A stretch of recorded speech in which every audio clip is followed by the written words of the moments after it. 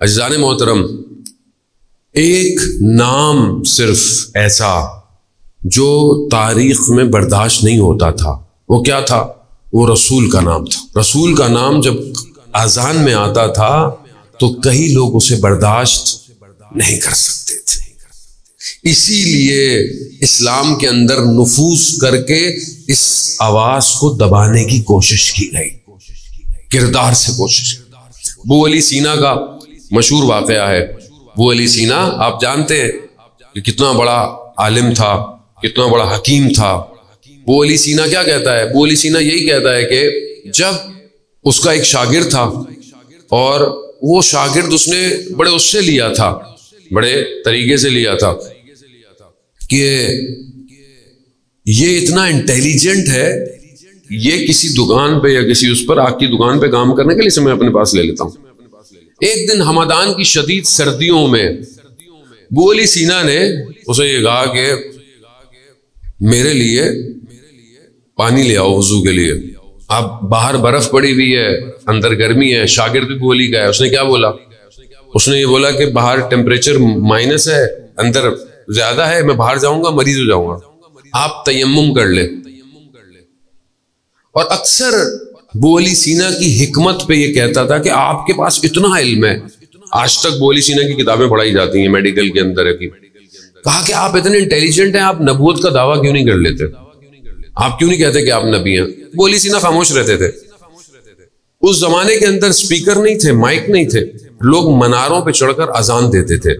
برف میں جب فجر کی اذان کا وقت ہوا، اس وقت منار پہ چڑھ کر جب مؤذن نے اذان دی اور جب رسول کا نام لیا، اشہد ان محمد رسول اللہ صلی اللہ علیہ وآلہ وسلم، جب نام لیا تو اس نے اپنے شاگرد سے کہا، میرا شاگرد ہوتے ہوئے اس مؤذن نے نبی کو دیکھا نہیں ہے، 700 سال گزر گئے، ابھی بھی نبی کے نام کو لے کر گواہی دے رہا ہے، اور تم میرا شاگرد ہوتے ہوئے میرا پانی نہیں لا سکتا۔ یہ اللہ کے نمائندے ہیں، ان کا مقابلہ کوئی نہیں کر سکتا۔ اسی آواز کو دبانے کے لیے پورا یہ نبی کی آواز سے اوپر اپنی آواز کو، یہی ہوا، نبی کی آواز کو دبانے کی کوشش کی گئی۔ من کنت مولا فہذا علی مولا، آواز کو دبانے کی کوشش کی گئی۔ تاریخ آواز کو دبا رہی ہے، پوری کوشش کی گئی کہ نبی کی آواز کو جو ہے وہ کم کیا جائے، خاموش کیا جائے، آہستہ کیا جائے، اور باقی ساری چیزیں شور آپ کے سامنے آج پوری دنیا میں شور مچا ہوا ہے۔ دشمن شور ہے، خبر، اخبار یا خبر، خدا قرآن میں کہتا ہے نبأ العظیم، یعنی بڑی خبر، عظیم خبر۔ یہ عظیم خبر کیا ہے؟ اور دوسری طرف آج یہ جو خبر ہے، جو آپ سمجھتے ہیں کہ دنیا جو اخبار دکھا رہی ہے، خبریں دکھا رہی ہے، نیوز دکھا رہی ہے، یہ کیا ہے؟ یہ میجورٹی، یہ ساری وہ خبریں ہیں کہ جو جھوٹی خبریں، فیک نیوز ہیں، اور اصل کو دبانے کے لیے، اصل کو دبانے کے لیے میڈیا پورا کس کے ہاتھ میں؟ دشمن جانتا ہے کہ رسول کی آواز کو کیسے دبایا جائے، آج کے دور کے اندر کس طرح دبایا جائے۔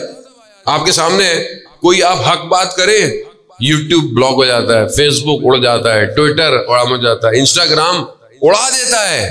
کیوں؟ کیونکہ آپ جب صحیح خبر دیں گے، اسی لیے انہوں نے خبروں کا سارا پلیٹ فارم اپنے پاس رکھا ہوا ہے۔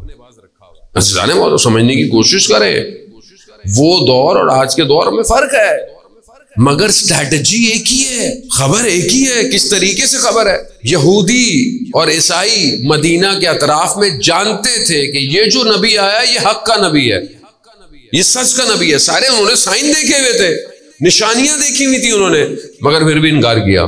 کیوں انکار کیا؟ چھپایا، دوسری خبریں پھیلائی۔ کیوں؟ کیونکہ اپنی ریاست، اپنا وجود خطرے میں نظر آ رہا تھا۔ چھپاؤ اس کو، بتاؤ نہیں کہ یہ سچا نبی ہے۔ اور آپ کے سامنے مدینہ کے پاس اتنے یہودی کیسے آ گئے تھے؟ خیبر اور اس کے علاوہ جتنے تھے یہ مدینہ میں، کیونکہ انہوں نے اپنی کتابوں میں اپنے علماؤں سے سنا ہوا تھا کہ فلانی سرزمین پر آخری نبی آئے گا، مگر جیسے ہی نبی آئے اس کے بعد نفس آڑے آ گیا، ریاست طلبی، اور سب سے بڑا افسوس یہ تھا انہیں کہ یہ ہماری قوم میں سے نہیں ہے. یعنی اللہ کا ولی بھی اپنے گھر سے چاہیے انہیں، اللہ کی مرضی نہیں، یہ بھی ہمارے گھر کو. یہی سب سے بڑا مسئلہ ہے آج تک. اس کو آپ اور اپنے ذہن کو، اسپیکٹرم کو تھوڑا اور اٹھائیں، بڑھائیں.